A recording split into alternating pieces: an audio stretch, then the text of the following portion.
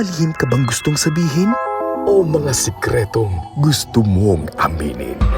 Halika't ating pag-usapan sa Main Confessions.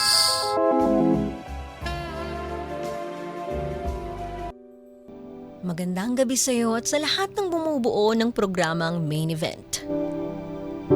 Ako nga pala si Abby, 27 years old ng Manila.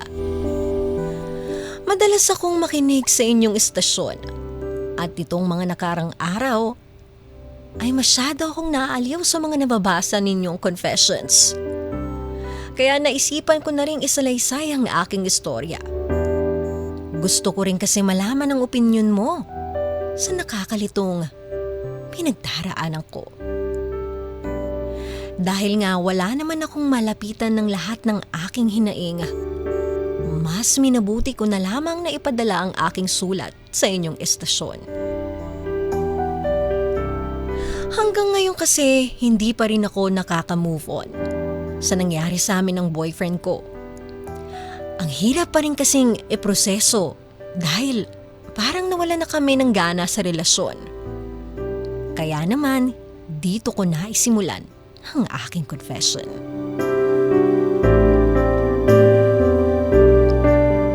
Siya si Louie, 27 years old. Nagkakilala kami noong high school sa isang prom event. Nakasayaw ko siya at umamin siya sa akin. Hanggang sa may nabuo sa aming dalawa. Halos 5 taon din kaming naging mag-live-in ni Louie.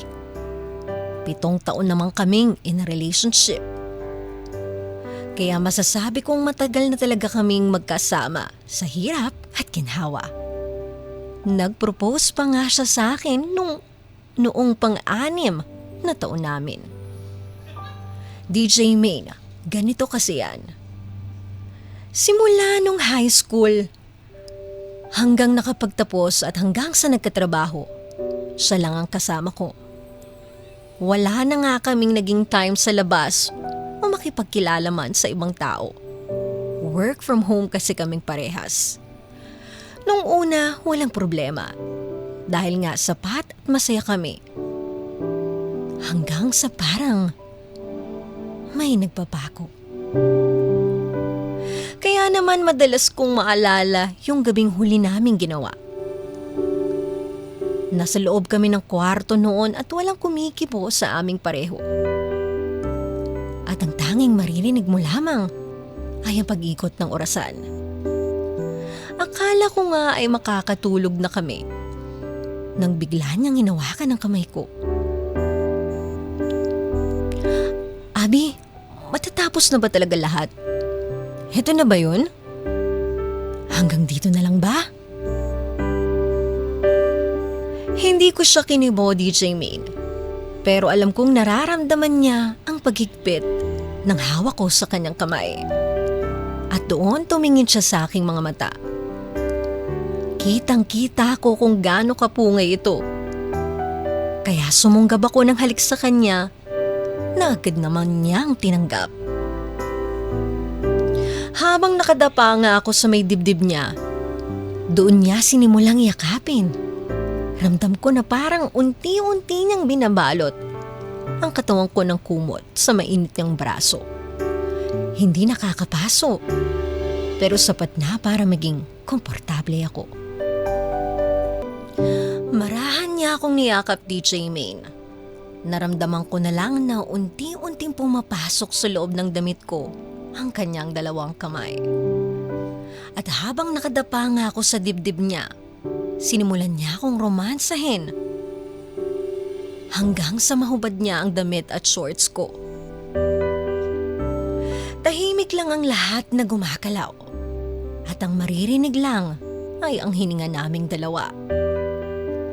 Halos mag-usok na ang aming katawan dahil sa init. Kaya naman nung naramdaman ko na parang unti-unti na ring nagigising ang alaga niya, ipinasok ko ang aking kamay sa loob ng pantalon niya. Dinakma ko ang mainit-init niyang sandata. Ramdam ko ang pagtibok nito sa loob. Sinubukan kong laruin at doon bigla siyang nagsalita. Pwede mo bang gamitin ang bibig mo, Abby? Hindi na ako sumagot dahil agad na akong pumaibaba sa kanya. Kitang-kita ako kung gaano katindi ang tindig ng kanyang alaga. Hindi na rin ako nagpaawat pa dahil ramdam ko na rin. Nahanda na ang katawang kong tanggapin ang init niya. Dahil gusto niyang kainin ko ang kanyang sandata.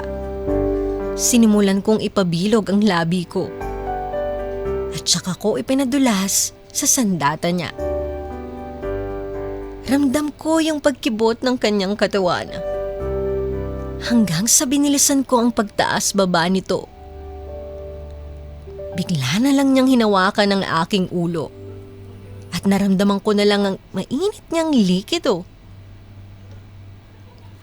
Hanggang sa pinapatong niya ako sa kanyang ibabaw. Bumangon siya hanggang sa magpantay ng mukha naming dalawa. Bigla niya akong hinalikan ulit, DJ Maine. Ramdam ko yung pagnanasa. Yung halik na parang wala nang bukas. Tapos sabay saping. Mahal pa rin kita, Abby. Ayokong mawala ka. Ako rin naman, Louie. Mahal pa rin kita. At dahil nakaibabaw nga ako sa kanya, naramdaman ko na lang na parang may tumutusok sa putas ko. Tinampi-tampi niya ito hanggang sa marahan niyang maipasok. Mahal, dahan-dahan lang muna. Akong bahala sa'yo, mahal. Ipaparamdam ko lahat sa'yo. Hinayaan ko na lang siya sa kanyang ginagawa. At tuloy-tuloy niya lang akong inaararo. Sobrang init. Halos parang umuusok na ang magkabila naming tenga. Wala akong masabi sa nangyaring oras na mga iyon, DJ Maine. Dahil mga ungol at palakpakan lang ng katawan namin ang nangungusap. Kaya naman noong naramdaman kong parang nangangawit na siya, ako naman ang umarangkada. Nagtaas baba ako sa alaga niya hanggang sa maramdaman ko na parang mas lalong tumitigas at bumabaon sa kaloob-looban ko. Mahal, malapit na ako. Heto na. Ako rin, mahal. Isinaboy niya lahat sa loob, DJ Maine. Tandang-tanda ko pa kung gaano katindi at karami ang nailabas niya. Halos mamilipit at hingali na kaming dalawa sa mga nangyari. Akala ko nga mabubuntis ako ng gabing iyon. Pero sana namuntis na lang ako ni Louie. Dahil pagkatapos nang may mangyari sa amin ng gabing iyon, parang satisfied na kami pareho. Huling halik, huling mahal kita. At imbis na pangako, isang salamat na lang ang iniwan naming dalawa. Ngayon nga napapaisip ako na kahit gaano pala katagal ang aming pagsasama, kapag nawala na ang spark, darating pa rin pala kami sa punto ng hiwalayan. Ang hirap tanggapin na yung taong kasama mong mag-grow sa loob ng 7 taon ay mawawala ng dahil sa hindi na kayo masaya sa isang relasyon. Akala ko may magbabago kapag nagpainit kaming muli. Wala pala. Dahil tapos na talaga. Kaya ngayon nalilito ako at minsan wala na sa wisyo. Hindi naman kami naghiwalay dahil may kasalanan ng isa sa amin. Hindi rin kami naghiwalay dahil may iba, kundi dahil pareho na kaming hindi na lumalago. Araw-araw kaming in love, pero walang bago sa buhay namin. Kaya sa loob ng 7 taon na yun, pakiramdam namin sapat na. Humantong na rin kami sa puntong oras naman para piliin namin ang mga sarili namin. Oras na para sa huling yugto ng aming pagsasama.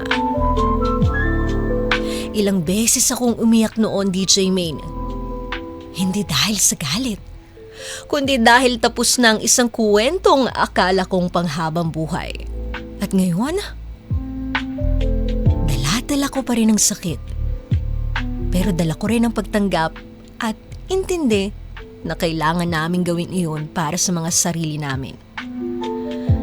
Kaya naman naparito ako para hingin ng advice mo. Hindi ko alam kung paano ko ba haharapin ang puwang na iniwan niya.